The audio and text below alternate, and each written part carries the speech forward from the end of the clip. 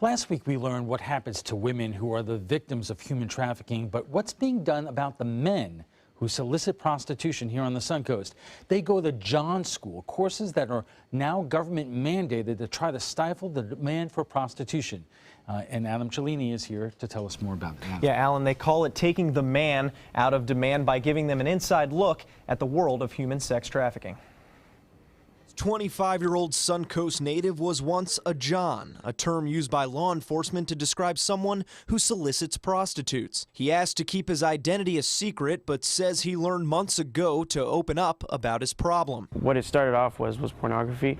What it developed into was like picking up girls who were sex trafficked. And those were the two things that were like big. He says the quote-unquote lifestyle led several close friends down a destructive path. The lucky ones went to jail, some lost their lives. It can take you to a deep place that you don't want to be in, and you'll be, if you don't get help, if you don't release yourself from it, then you could end up hurting people 10 times more. A minister eventually led this young man to the local anti-prostitution organization More to Life and their Restorative Justice and Demand Education, or RJED, programs. In RJED, he learned the truth behind prostitution, the abuse, the drugs, the STDs, while receiving counseling on his own demons. Honestly, to cast down a lot of the lies that I feel like I have in my own mind of, oh, I can't tell anybody because I'll be hated, I'll be judged, I'll be, be called a hypocrite. But there's not been one person that's done it so far. We go back, we teach them things that they should have probably learned in their childhood and didn't. And they're just like, oh my God, oh my God, oh my God. I didn't know that, I didn't know this. Thanks to the efforts last year by More to Life founder Dr. Brooke Bello, John School is now state mandated following a prostitution arrest. Bello runs the program here in the 12th Judicial Circuit.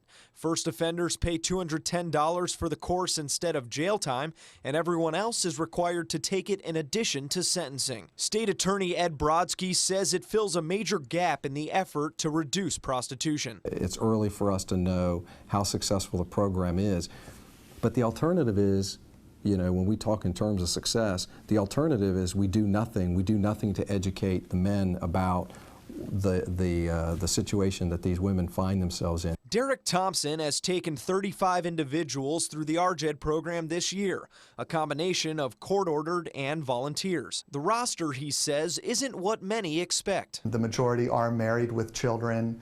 The majority do not have a criminal history background. They're not criminals. The idea is to cut off the demand, which Thompson says drives the supply of human trafficking victims. But men are also informed of the critical role they play in this equation from home. 100% of the women and youth that we serve at More to Life come from a fatherless home. Earlier this year, More to Life helped juvenile victims testify in the sexual abuse case against former mental health hospital worker Jeremy Henry. But what people forget is that Henry is leaving 2 young sons behind. I would think that his sons now need preventative care, that his sons need to go through some kind of process to understand, because they're very young. Now, what did Daddy do, and what does that mean? Whatever the future holds for this victim, he's confident temptation will no longer be a part of it. There's been kind of a wall.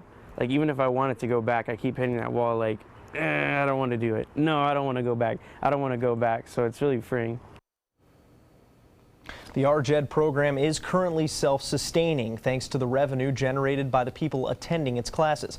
But More to Life says they will apply for state funding for this and other programs in next year's session. Adam, thank you.